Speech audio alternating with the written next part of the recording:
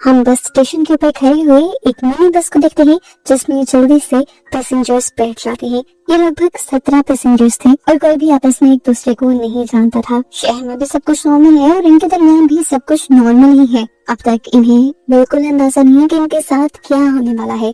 बस चलते चलते एक टनल के अंदर जाती है तो अचानक से चीजें बदल जाती हैं और हम देखते हैं कि जब यही बस टनल के दूसरी तरफ से निकलती है तो दुनिया पूरी की पूरी बदल चुकी होती है। हांगकांग जैसे इतने भरे पूरे शहर में अब ना तो ट्रैफिक रहती है और ना ही लोग रहते हैं। पहले तो ये लोग ध्यान ही नहीं देते, लेकिन जैसे जैसे वक्त गुजरता है ये लोग सन्नाटा फील करते हैं। तब इन्हें अंदाजा होता है कि कुछ तो गलत हो रहा है। ये लोग हैरानी से सड़कों पर देखते हैं।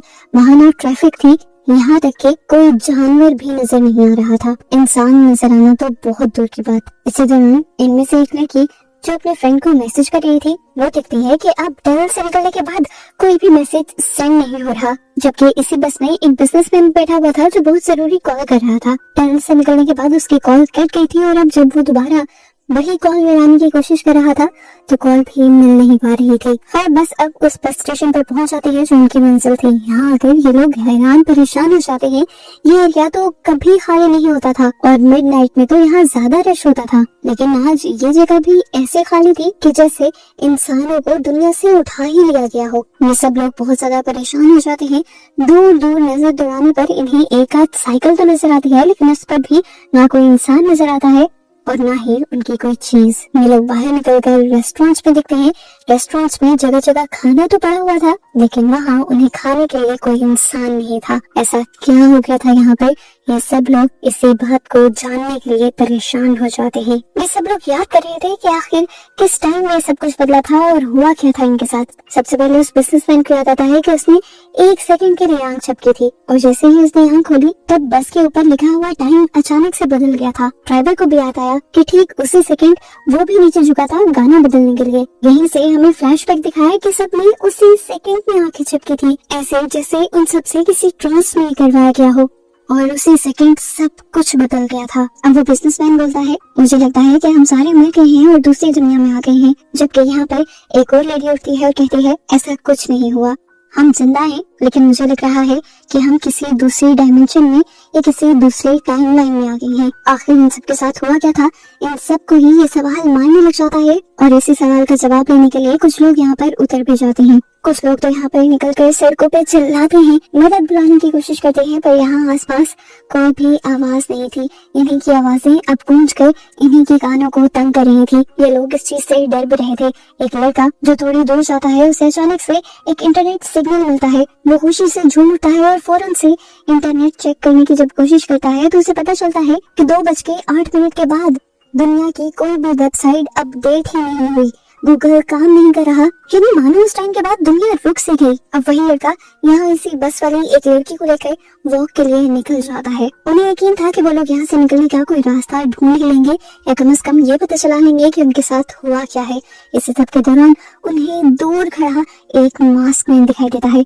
लड़का उसे देखकर एक मिनट डरता है और फिर दोबारा उसकी तरफ देखता है। वो समझ रहा था कि ये लड़का उन्हें उनके सवालों के जवाब दे सकता है। क्या पता वो जानता हो कि यहाँ पर क्या हुआ है, इंसान कहाँ गए हैं। अब इसी मास्क मैन के बारे में बताने के लिए जब वो पीछे मुड़कर देखता है अपनी पार्टनर को, तभी अचानक से वो डर जाता है क्योंकि अब उसकी पार्टनर का भी चेहरा नीला पड़ चुका था। वो अजीब से अंदाज में उसे देख रही थी जैसे वो किसी के पोजेशन में आ गई हो। उसके बाल हवा में उड़ने लगे थे और वो बहुत ही ज्यादा डरावनी लग रही थी। वो लड़का उसे देखकर डर गया। उसने आंखें बंद कर ली और फिर जब आहिस्ता से खोली तो यहाँ सब कुछ नॉर्मल था, यहाँ तक कि वो लड़की भी।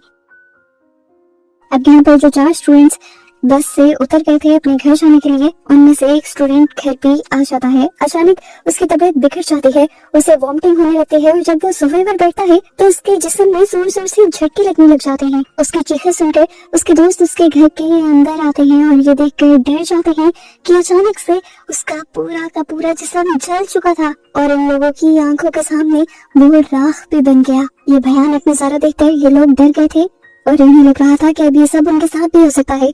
इसीलिए फौरन वो इस अपार्टमेंट से भागते हैं अपनी जान बचाने के लिए। भागते हुए इन्हें वो लड़का मिल जाता है जिसने मास्क मैन को देखा हुआ था। इस टाइम वो लड़का साइकिल पर था। वो लड़का इन्हें देखकर इनकी तरफ बढ़ने लगता है, लेकिन अगले ही पल वो भी रुकने पर मजबूर हो जाता है क्योंकि भागने वाले लड़के अब भाग पा ही नहीं रहे थे।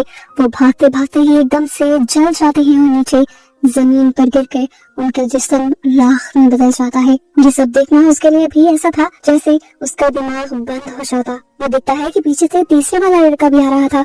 वो जब उसकी तरफ बढ़ने की कोशिश करता है तो देखता है कि वो लड़का भी बेजान होकर जमीन पर गिर गया है। अचानक से उसका मुंह फूलने लगा है और अगले ही सेकंड उसका मुंह फट जाता है और दिमाग निकल कर बाहर गिर जाता है और इस तरह वो लड़का भी मर जाता है। बस में बैठे हुए सारे लोग अपने अपने घर या किसी न किसी रेस्टोरेंट में थे, एक दूसरे से बहुत अलग अलग। इन सब के फोन अचानक से बजने लग जाते हैं और जब ये लोग कॉल रिसीव करते हैं तो दूसरी तरफ कोई भी नहीं बोलता, बल्कि इन्हें कुछ बीप्स की आवाजें सुनाई देती हैं। ये लोग डर कर जल्दी से उसी बस के पास आते हैं और ये बात एक दूसरे को बताना शुरू करते हैं। सभी हैरान थे कि ये एक इंसान के साथ नहीं बल्कि सबके साथ हुआ था। बस ड्राइवर कहता है, हमें इस बारे में बैठ कर बात करनी चाहिए। मामला अब बहुत ज्यादा बिगड़ चुका था। इसी बस में एक टेक्नीशियन भी था, कॉल उसे भी आई थी। वो समझ रहा था कि ये कॉल एक मोर्स कोड है। वो सबके मैसेजेस की बीप को पहले नोट करता है और फिर उस मोर्स कोड को डिकोड करने की कोशिश करता है और यहाँ उसे पता चलता है कि ये सच में एक मैसेज था उन सब के लिए, किसी मदद का नहीं बल्कि एक बहुत बड़ी मुसीबत का। इस मैसेज में बताया जा रहा था कि अर्थ अब इंसानों के रहने लायक नहीं रही, यहाँ पर अब कुछ भी नहीं बचेगा, मानो जैसे कयामत आ गई हो। यहाँ पर कुछ लोग सोचने लगे कि जरूर दूसरी दुनिया के एलियंस ने इंसानों को कर्ज दे दिया है, श्राप दे दिया है। पर ये कैसे मुमकिन हो सकता था? दूसरी दुनियाओं में एलियंस थे या नहीं, ये बात भी तो अभी तक कंफर्म नहीं हुई थी। सबकी अपनी अपनी सोचें थी, अपने अपने ख्याल थे, लेकिन कोई इस बात के नतीजे तक नहीं पहुंच पा रहा था कि उनके साथ क्या हुआ और आगे क्या होगा। उनकी इन्हीं बातों के दौरान यहाँ पर और भी खौफनाक चीजें होना शुरू हो जाती हैं। इस मैसेज के मिलते ही यहाँ पर वो लड़का जो सबको जिंदा रहने के लिए हिम्मत दे रहा था, अचानक उसी की बॉडी में आग लग जाती है। ये लोग डर जाते हैं। वो लड़का अपने आप को बचाने के लिए यहाँ से भागते हुए बाहर निकल आता है। सब लोग मिलकर उसकी आग बुझाने की कोशिश करते हैं, लेकिन उसकी जान बचाने में नाकाम हो जाते हैं क्योंकि वो लड़का जल्द ही जलकर राख में बदल जाता है। बस ये देखना था कि अब सब ने ही जीने की उम्मीद छोड़ दी थी। सबको समझ आ गया कि वो सब भी मर जाएंगे। अपनी जान बचाने के लिए ये लोग भी यहाँ से वहाँ भागने लगे। हालांकि इसका भी कोई असर नहीं होने वाला था। अब भागते हुए इन सबको वही मास्क में नजर आता है जो पहले वाले लड़के को भी नजर आ गया था। उसको मास्क पहने हुए देखकर ये लोग समझ गए कि जरूर उसे कुछ ना कुछ पता होगा। एक आदमी ने कहा, हो भी सकता है कि यहाँ पर कोई केमिकल ब्लास्ट हुआ हो जिसकी वजह से सारे इंसानों के जिस्म अंदर से गल सड़ कर फिर वो बाद में राख में बदल रहे हो। हमें उस आदमी को पकड़ना चाहिए और उससे जानना चाहिए कि आखिर यहाँ पर चल क्या रहा है। उसे पकड़ने के लिए सारे लोग भागने लग जाते हैं और उनमें से एक लड़का अचानक से किसी से टकरा कर गिर जाता है। ये एक लड़की थी और लड़की भी वही जो इनके साथ बस में थी। उसने देखा कि ये लड़की मर चुकी है और मरने से पहले उसके साथ बहुत ज्यादती भी की गई है। इस टाइम तक अभी हम ये देख रहे थे कि वो साइकिल वाला लड़का जिसके लंबे लंबे बाल थे वो दोबारा आकर इनसे नहीं मिला है। दूसरी तरफ वो बिजनेसमैन और उसका एक साथी उस मास्क मैन को पकड़ चुके हैं जिसके पीछे वो लोग भाग रहे थे। वो जबरदस्ती उसे नीचे बिठा देते हैं और उसका मास्क उतार देते हैं। उससे पूछने की कोशिश करते हैं कि यहाँ पर चल क्या रहा है, क्या यहाँ पर एलियंस आए हैं, तुम कौन हो, इंसान ही हो ना। वो आदमी भी डरकर बोलना शुरू करता है, लेकिन इन्हें उसकी लैंग्वेज समझ नहीं आती क्योंकि वो जापानीज बोल रहा था। अब इनके ग्रुप में एक लड़की अपना फोन निकालती है और फौरन ट्रांसलेटर खोलती है और उसे पता चलता है कि ये आदमी कुछ भी बता नहीं पा रहा, वो सिर्फ ये कह रहा है कि मेरा मास्क वापस दे दो। वो बहुत ज्यादा डरा हुआ था। ये लोग उसे मारने की धमकी भी देते हैं, पर वो अपनी जान बचाने के लिए अपने आप को इन सब से छुड़वाते हुए यहाँ से भाग जाता है। अब सीन कट होता है और उस लड़के को दिखाया जाता है जो इन सब के साथ नहीं था। वो साइकिल वाला लड़का जिसने 3 लोगों को अपने सामने मरते हुए देखा था, वो बहुत ज्यादा ट्रॉमाटाइज हो चुका था। उसे उनकी मौत ने बहुत ज्यादा डिस्टर्ब कर दिया था, इसीलिए उसने पास के एक अपार्टमेंट में पनाह ले ली थी। और यहाँ पे उसे फाइनली अपनी फ्रेंड की कॉल आ जाती है। वो जल्दी से उस कॉल को रिसीव करता है और अपनी फ्रेंड से बात करने की कोशिश करता है। वो जानना चाह रहा था कि वो लोग कहाँ हैं, जबकि यही सवाल उल्टा वो लड़की उससे पूछ लेती है और कहती है कि तुम कहाँ हो। वो लड़का बताता है, पता नहीं हम कहाँ हैं, हम फंस गए हैं, यहाँ कोई भी नहीं है। वो लड़की कहती है, क्या 6 साल से तुम यहाँ पे फंसे हुए हो। ये सुनकर उस लड़के के भी होश उड़ जाते हैं। वो समझ आता है कि इनको गायब हुए बस एक ही दिन गुजरा है, जबकि असली दुनिया में 6 साल गुजर गए हैं। यानी सच में ये लोग किसी और डायमेंशन में आ गए हैं। कुछ कुछ बातें उस लड़के को समझ आने लगती हैं और वो सोचता है कि क्या पता इस डायमेंशन का टाइम बहुत तेजी से गुजर रहा हो और उन लोगों को जिनको मैंने मरते हुए देखा असली दुनिया में उनकी मौत का टाइम आ गया हो, इसीलिए वो अब मर गए हो। वो बहुत ज्यादा डर जाता है और वापस अपने ग्रुप के पास जाने का फैसला करता है। अभी वो वहाँ गया ही था कि उसने देखा कि यहाँ पर एक और लड़का उनकी आंखों के सामने राख बनकर टूट में बिखरने लग जाता है। वो चीखता है, चिल्लाता है, लेकिन ये सब उसके लिए कुछ भी नहीं कर पाते। अभी तक सब कंफ्यूज हैं कि क्या हो रहा है। तब वो लड़का बोल पड़ता है और बताता है कि मुझे मेरी फ्रेंड की कॉल आई थी। उसने बताया कि मैं 6 साल से गायब हूँ। ये सुनकर सब हक्का बक्का रह गए थे। किसी के मुंह में आवाज ही नहीं रहे थे कि वो क्या कहें। वो टेक्नीशियन बोलता है, वो देखो सामने एक केमिकल फैक्ट्री है, जरूर वहाँ पे केमिकल ब्लास्ट हुआ है और उसी ब्लास्ट की वजह से शायद हम दूसरी डायमेंशन में आ गए हैं। उसकी इस बात की काफी ज्यादा सेंस बन रही थी। सबको लगा कि ऐसा हो भी सकता है, इसीलिए ये लोग अब फैसला करते हैं कि ये उस केमिकल फैक्ट्री तक जाएंगे ताकि इन्हें पता चले कि वहाँ क्या हुआ है। पर बस में पेट्रोल खत्म हो गया था। बस ड्राइवर अब अपनी जान खतरे में डालने का फैसला करता है और कहता है कि मैं खुद एक पेट्रोल स्टेशन तक जाऊंगा और वहाँ से पेट्रोल लेकर आऊंगा ताकि इस बस को उस फैक्ट्री तक लेकर जाया जा सके। अपनी जान खतरे में डालकर वो बस ड्राइवर बस में पेट्रोल डालने चला भी जाता है और पेट्रोल डालकर जब वापस आ रहा होता है तो अचानक उसे अपनी बस में कोई आदमी दिखाई देता है। असल में वो पहले ही वक्त से इसी बस में था, लेकिन वो ड्रग एडिक्ट था। ड्रग की डोज की वजह से वो बेहोश हुआ था। उसे अब होश आया है और वो कुछ नहीं जानता कि यहाँ पर क्या हो चुका है। उसे यही लग रहा था कि बस ड्राइवर उसे कहीं और लेकर जा रहा है, इसीलिए वो बस ड्राइवर पर हमला कर देता है। अपनी जान बचाने के लिए बस ड्राइवर भी उसके साथ लड़ता है और यहाँ इनकी अच्छी खासी हाथापाई हो जाती है और बस ड्राइवर अपनी जान बचाने के लिए यहाँ पर पड़ा हुआ एक कुल्हाड़ा उसकी गर्दन के पास स्टैब कर देता है और फिर उसे अपनी बस से फेंक कर बस को लेकर यहाँ से चला जाता है। दूसरी तरफ होटल के अंदर अब सब लोग अपने अपने गुनाह कन्फेस करने लगे थे। इन सबको लग रहा था कि ये सब कुछ जो उनके साथ हो रहा है वो उनके गुनाहों की सजा है। यहाँ पर जब एक लड़के के गुनाह कन्फेस करने की बात आती है तो वो कहता है, मैंने पर्सनली कोई गुनाह नहीं किया, लेकिन मैं एक बहुत बड़ा गुनाह होने से रोक सकता था, लेकिन मैंने उसे नहीं रोका। वो बताता है कि जब हम तीनों दोस्त बस में से उतरे थे तो हमारे साथ एक लड़की थी और मेरे इन दोस्तों ने उस लड़की के साथ ज्यादती की और मैं ये सब कुछ देखता रह गया। मैं उन्हें रोक सकता था लेकिन मैंने उन्हें रोका नहीं और ये मेरा सबसे बड़ा जुर्म है। उन दोनों में से एक दोस्त तो सोफे पे बैठकर मारा गया था, लेकिन दूसरा दोस्त अभी इन सब के दरमियान खड़ा था। ये लोग उसे अजीब नजर से देखने लगते हैं, यहाँ तक कि उसे मारना भी शुरू कर देते हैं। सब फैसला करते हैं कि इसको जिंदा नहीं छोड़ेंगे क्योंकि उसे जिंदा रहने का हक ही नहीं था।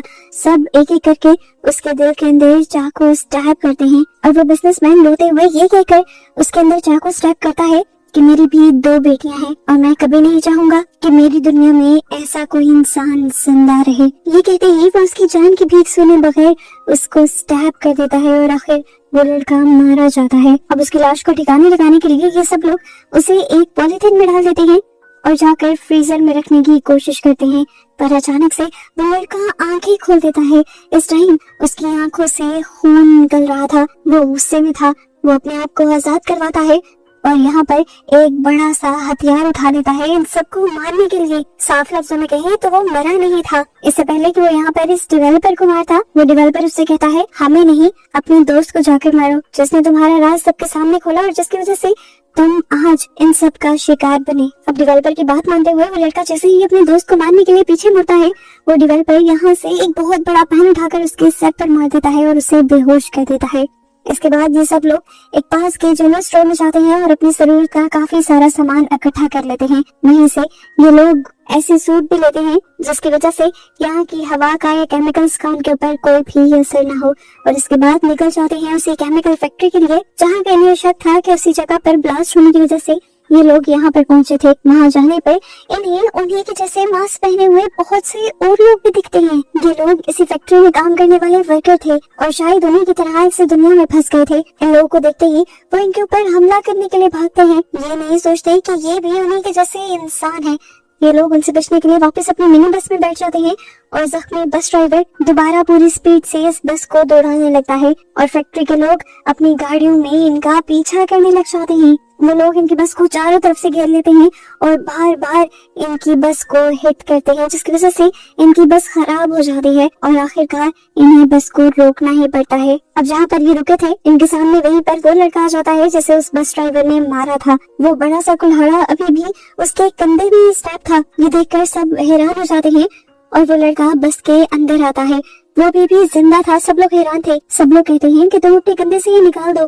तब वो लड़का कहता है नहीं, ये जब तक मेरे अंदर है तब तक मेरा खून रुका हुआ है। जैसे ये निकलेगा खून मेरी बॉडी से बाहर निकलना शुरू हो जाएगा और मैं मर जाऊंगा। सब लोग उसकी बात को समझ जाते हैं और इतने में ही ये लोग देखते हैं कि यहाँ पर खून की बारिश होना शुरू हो गई थी। ये लाल रंग का लिक्विड जो पहले इन्हें खून लग रहा था, हाथ लगाने पर इन्हें पता चलता है कि वो खून नहीं एसिड है जो इनके जिस्मों को गला सकता है। अपनी जान बचाने के लिए इन्हें इस बस को किसी सेफ जगह पर लेकर जाना था। बस ड्राइवर आखिरी मर्तबा इस बस को चलाने की कोशिश करता है और किस्मत से ये बस एक और बाहर चल जाती है। ये लोग पीछे की तरफ मुड़ जाते हैं और रास्ते में इन्हें एक लड़का दिखाई देता है जिसे कुछ देर पहले ही लड़ने की वजह से इन्होंने बस से निकाल दिया था। अब ये लोग उस लड़के को भी बस के अंदर ले लेते हैं क्योंकि ये समझ गए थे कि इस दुनिया में इनका एक दूसरे के अलावा कोई नहीं रहा। कंधे में चाकू लगा हुआ लड़का इन सबसे पूछता है अब हम सब लोग कहाँ जाएंगे, क्या करेंगे? तो ये लोग कहते हैं कुछ नहीं पता हमें कहाँ जाना है। तो वो लड़का कहता है हमें उसी टनल में जाना चाहिए जिस टनल से सब कुछ बदला था। सबको उसकी बात में दम लगता है और ड्राइवर बस को आगे बढ़ा देता है। जैसे जैसे बस टनल के करीब जा रही थी वैसे वैसे सब लोग अपनी जिंदगी की हर हसीन लम्हे को याद कर रहे थे, अपने प्यारे लोगों को याद कर रहे थे। ये मूवी इस अजीब सी एंडिंग पर खत्म होते हुए